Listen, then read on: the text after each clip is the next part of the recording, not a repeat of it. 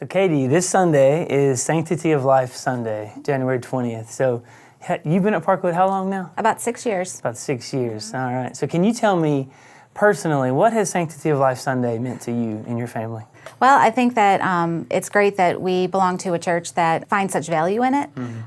It's something that is very dear to our heart because we've adopted through foster care, and that's been something that we've talked about the entire time. Is just how thankful we are that her mom chose life, and that it was important enough to her that we got to, eventually adopt this little girl. That's awesome. So sanctity, the word sanctity actually means the state of being valued or sacred or holy. And so sanctity of life, we affirm the belief that every human being, beginning at conception, was created by God, for God, and in His image, and is therefore sacred and holy. So, Parkwood has a lot of ministries that are kind of revolve around sanctity of life. And so, tell me, I know you've been really involved in a lot of those ministries and areas, so can you tell me what all you and your family have done? Sure.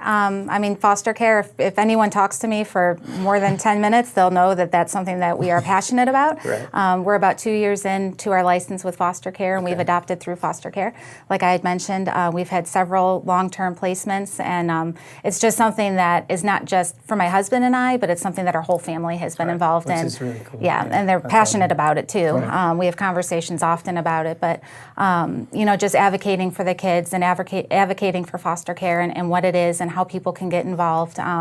We help with Hands of Hope at church, and we go to the different programs that they have for that, and there's just a lot that's been going on through Parkwood, and it's been growing even over like the last couple of years, which has been awesome. Right. Yeah, Hands of Hope has been incredible. My wife and I have adopted two little kids, and were it not for Hands of Hope, we couldn't have done it.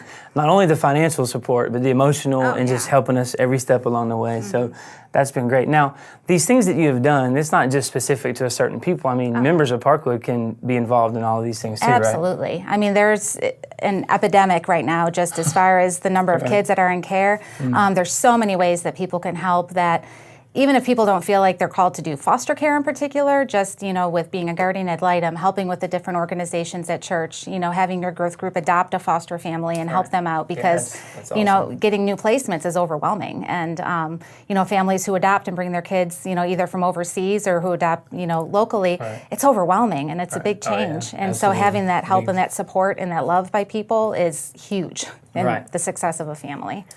So there's, like we've already mentioned, Hands of Hope, but there's members of Parkwood that are heavily involved in Crisis Pregnancy Center, even Life Chain, Guardian Ad Litem, Department of Social Services. There's lots of ways that we can get involved, that everybody can get involved. Absolutely. So I'm thankful that we're part of a church that takes this stuff seriously. So thank you for taking the time to talk, and I'm excited about Sunday. We're praying the Lord will bless Sunday, but also bless all the ministries that we've talked about. So thank you.